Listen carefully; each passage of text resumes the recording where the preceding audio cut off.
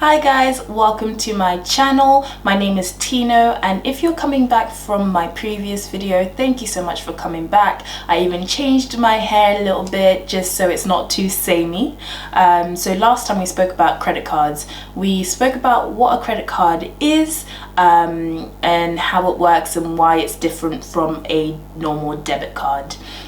So we briefly spoke about late payment fees, and I thought it would be a good idea to actually speak about the different types of fees and charges that you can get from using a credit card and the ones that you should avoid. Well, you should avoid all of them, but I just thought to mention them just in case you find that you're getting this charge and you're not too sure where it's coming from. So hopefully this video will be helpful, and we'll just get straight into it.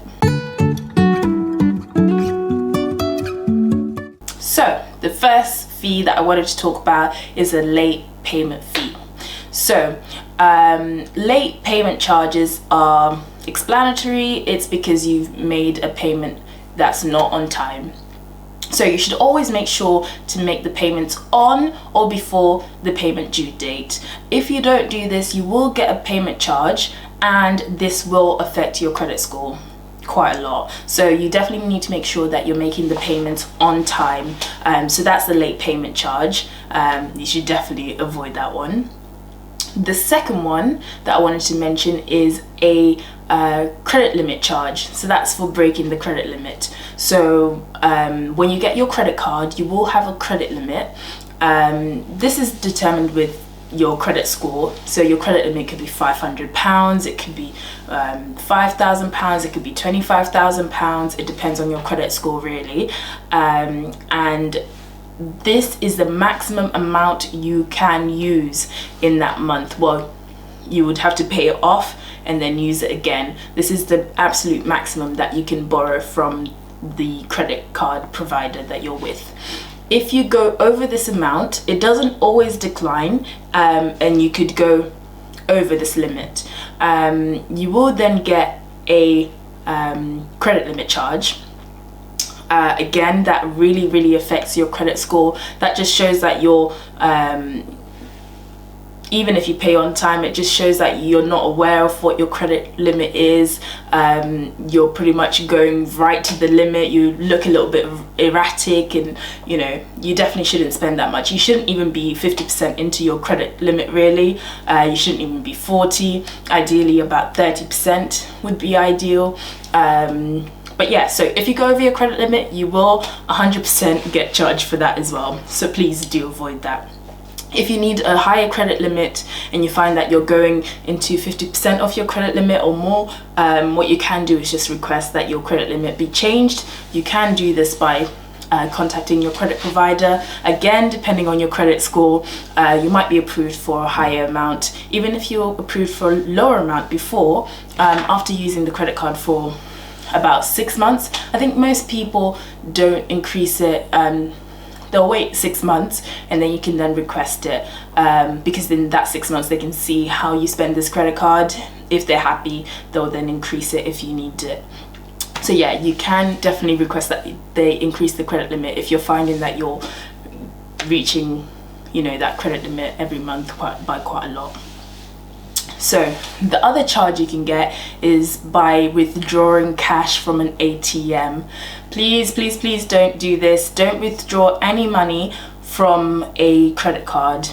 The reason that they charge you for this is because withdrawing money from a card should really be for your debit card. So your debit card is where you get your money paid from your employer.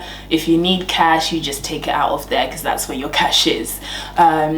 You don't really take out money from a credit card. So that would be a cash advance fee. So usually you'd get interest charged on that, and that's usually a higher interest than just the normal amount of interest that you get for just paying the minimum amount. So it's usually very high, and then you'd also get that charge. So those are the two things you'd get. So you definitely don't want to do that, and it wouldn't be a case of oh, if you take out this money but pay it off next month, then you won't get charged the interest. No, you will literally get charged the interest as soon as you take that money out. Just don't take out any money from a credit card. you pretty much use your debit card for that. The other one, which actually would cause a cash advance, would be so taking out foreign money. So if, let's say, you go to an exchange office and they ask you to put your card in so that they can give you cash in foreign money, so let's say euros, that's actually technically taking out money from an ATM. So you will get charged a cash advance for that, because although it might seem as though you're paying because you're putting it into the normal, you know, chip and pin, putting your pin in, but it's not a cash machine. It is still technically a cash machine, because what you're doing is you're putting the card in to then get cash. So do make sure that if you're changing any money and you go to those exchange offices, that again, you're using a debit card. It's not a credit card thing. The other one, since I've just mentioned it now, foreign transaction fees. So if you're abroad, and again, you want to make payments as normal, do the food shop, pay for some clothes, even if you're paying online, but this is a foreign website and it technically takes out money using foreign money, you will get charged the foreign transaction fee as well. So definitely don't do that. You can actually get cards that are specifically for traveling that don't charge you foreign transaction fees, but you would have to get that specific card. Most credit cards will charge you a foreign transaction fee. You would actually have to get a specifically travel credit card. So yeah, don't do that. You will get charged. It's usually quite a lot as well, so you definitely don't want to get those foreign transaction fees. The other fees that you may get as well is annual fees. So this is another one where most credit cards don't have annual fees on them, but there are some that do. The ones that usually have an annual charge on them are the ones that you get rewards, where you get points and you can get free flights for the points that you get. Those usually have an annual fee. So for just the pleasure of using that card, even if you don't use the card in a whole 12 months, in a whole year, you haven't used that card at all, you will end up getting an annual fee for just the pleasure. So you definitely need to keep an eye on that. Obviously, if it's a case of the rewards are worth it, then there's no issue with that. It doesn't affect your credit score, because it is just a charge for the luxuries that you get from using that card. But do make sure when you're looking around for cards that you make sure to check, does it have an annual charge? If it's affordable, if it's even worth the annual charge. You need to make sure if it's got any foreign transaction fees. If you want to use that credit card and you travel a lot and you want to use that elsewhere abroad, then I would say to definitely make sure you get a card that doesn't have any foreign transaction fees. In that case, then get one that's more travel related. Usually the ones that are travel as well are the ones that usually have like air miles or any points, which is quite good as well because you get free flights.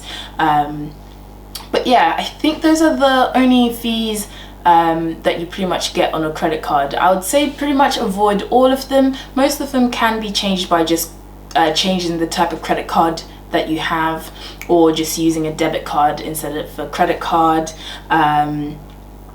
But yeah, those are all the fees. Hopefully I haven't missed any, and I hope this has been quite useful. If I've missed anything, I'll probably put it in the comments below. Hopefully it's been useful for you. Leave me a little like, or subscribe, or let me know what other videos you'd like me to do related to finance, things that you didn't know. Again, I used to be a debt advisor. I used to work for a big credit card company as well, so there's a big range of things that I can definitely discuss as well.